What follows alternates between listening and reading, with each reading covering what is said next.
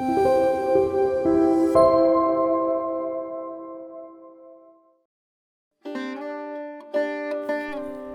Shri Sai Ram.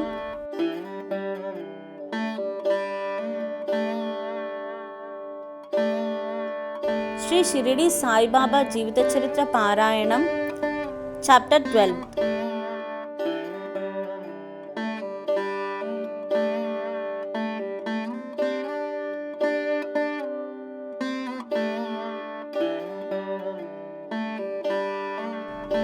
Sai Leela's experiences of Kaka Mahajani, Dhumal Pleader, Mrs. Nimonkar, Muli Shastri, a doctor. Now, let us see in this chapter how devotees were received and treated by Baba. Saint's mission. If we have seen before that the purpose or object of divine incarnation is to protect the good and destroy the wicked.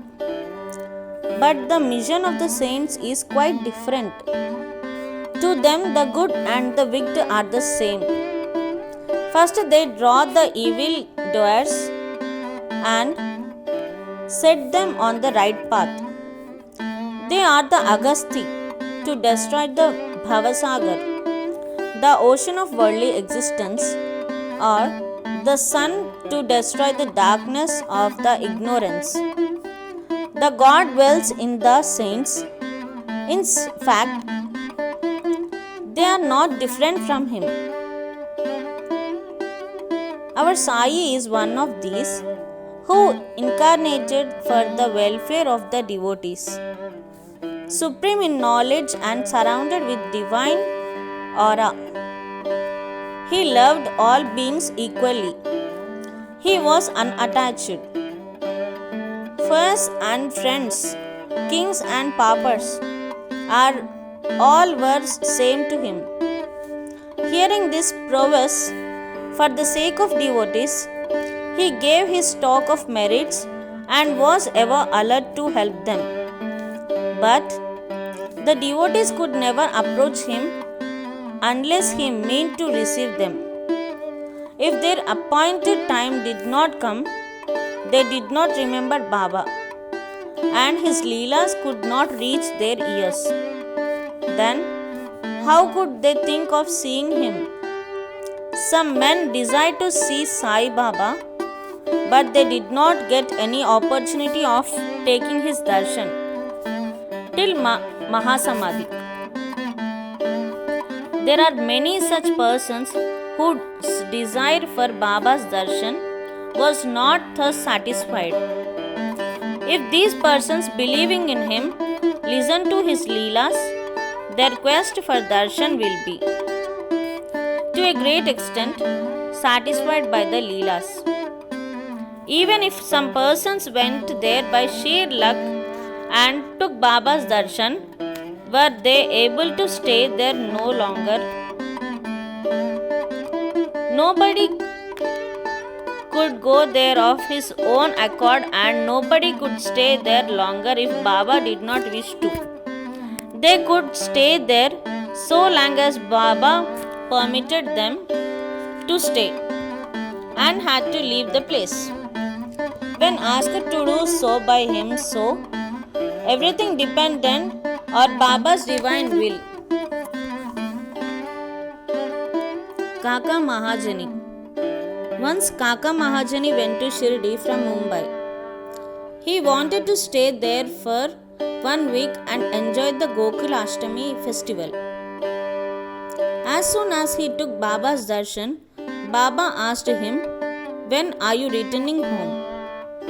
He was rather surprised in this question, but he had to give an answer.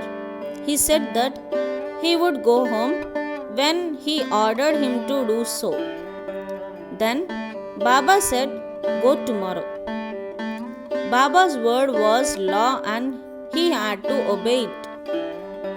Kaka Mahajani therefore left Shirdi immediately when he went to his office in Mumbai. He found his employer anxiously waiting for him.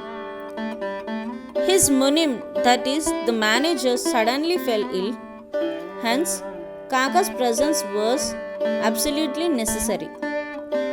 He had sent a letter to Kaka at Shirdi, which was redirected to him at Mumbai.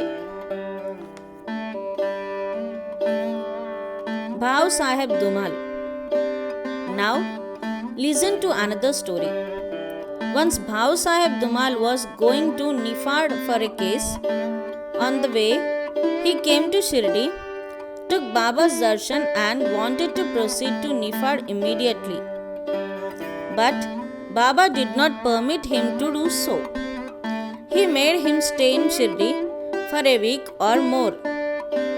In the meanwhile, the magistrate at Nifad suffered intensely from pain in his abdomen and the case was adjourned. Mr. Dhumal was then allowed to go and attend to his case. It went on for some months and was tried by 4 magistrates. Ultimately, Mr. Dhumal won the case and his client was acquitted. Mrs. Nemonkar. Mr. Nana Sahib Nemonkar, Watandar of Nimon and honorary magistrate, was staying at Shirdi with his wife. Mr. and Mrs. Nemonkar were spending most of their time in the masjid with Baba and serving him. It so happened that their son fell ill at Belapur and the mother decided, with Baba's consent, to go to Belapur and see her son and other relatives and stay there for a few days. But Mr. Nana Sahib asked her to return the next day. The lady was in a fix and did not know what to do, but her god Sai came to her help. While leaving Shirdi, she went to Baba, who was standing in front of Sateswada with Mr. Nana Sahib and others, and prostrated at his feet and asked his permission to go. Baba said to her, Go quickly, be calm and unperturbed. Stay comfortably at Belapur for 4 days, see all your relatives and then return to Shirdi. How opportune were Baba's words. Mr. Nana Sahib's proposal was overruled by Baba's decree. Mule Shastri of Nasik. An orthodox Agnihotri Brahmin of Nasik, Mule Shastri, who had studied the 6 Shastras and was well versed in astrology and palmistry, once came to Shirdi to see Mr. Bhapu Sahib Bhuti, the famous millionaire of Nagpur. After seeing him, he and others went to see Baba in the masjid. Baba bought various fruits and other things from vendors with his own money and distributed them to the people present in the masjid.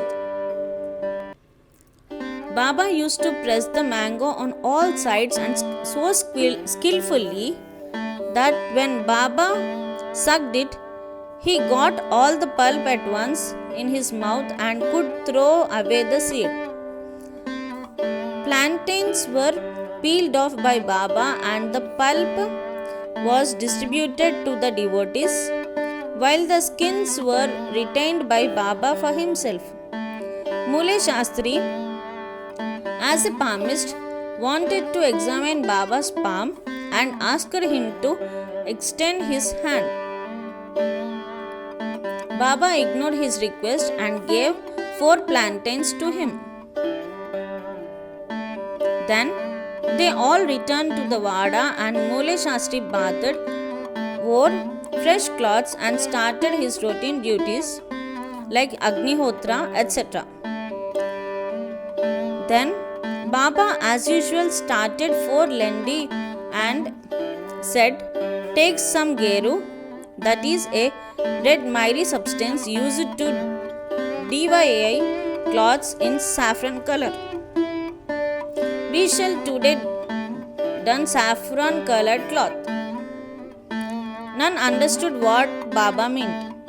Then after some time, When Baba returned and preparations for the noon aarti were being made, Babu Sahib Jog asked Mule Shastri whether he would accompany him for the aarti.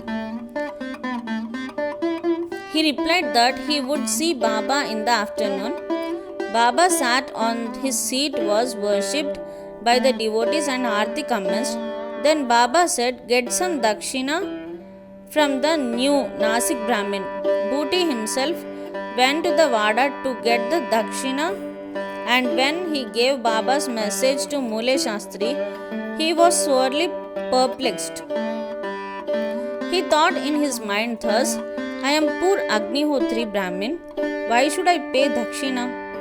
Baba may be a great saint. I am not his dependent.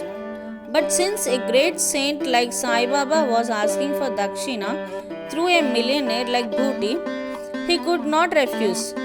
So, leaving his routine unfinished, he started with Booty from Masjid. Thinking himself holy and the Masjid otherwise, he remained at a distance, and after joining his palms threw flowers at Baba from there. Then, all of a sudden, he saw not Baba but his late Guru Golab Swami there. He was wonderstruck. Could this be a dream? No, it was not, as he was wide awake. But how could his late Guru Golab be there? He was speechless for some time. He pinched himself and thought again, but could not reconcile to the fact of his late Guru Golab being in the masjid. Ultimately, leaving aside all doubt, he went up, fell at his Guru's feet, and then stood there with folded hands. Other people sang Baba's Aarti while Mule Shastri chanted loudly his Guru's name. Then, casting off all pride of caste and sacredness, he fell at his Guru's feet and closed his eyes. When he got up and opened his eyes, he saw Baba asking for dakshina. Seeing Baba's blissful form and his inconceivable power, Mule Shastri forgot himself. He was extremely pleased. His eyes were full of tears of joy. He again saluted Baba and gave the dakshina. He said that his doubt was removed and he saw his own Guru. On seeing this wonderful Leela of Baba, all the people, including Mule Shastri, were much moved, and they realized the meaning of Baba's words, "Bring Geru, we shall don saffron colored cloths." Such is the wonderful Leela of Baba.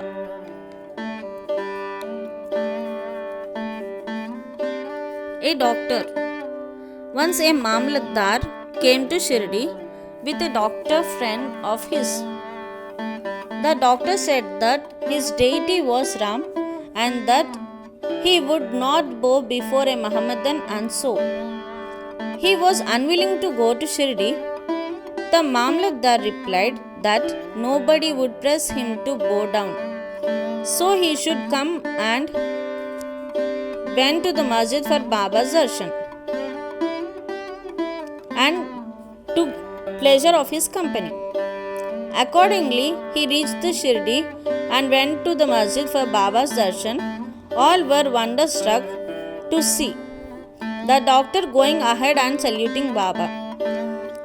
They asked him how he forgot his resolve and bowed down to a Musalman.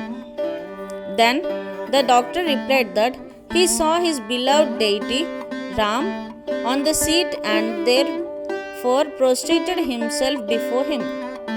Then, as he was saying this, he again saw Sai Baba there.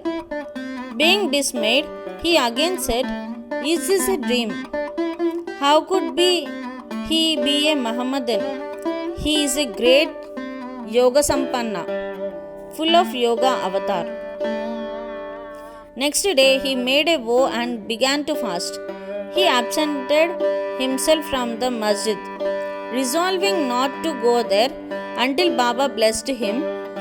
3 days passed, and on the 4th day, a close friend of his from Khandesh turned up, and with him he went to the masjid for Baba's darshan. After the salutation, Baba asked him whether anybody had gone to call him that he had come. Hearing this vital question, the doctor was moved.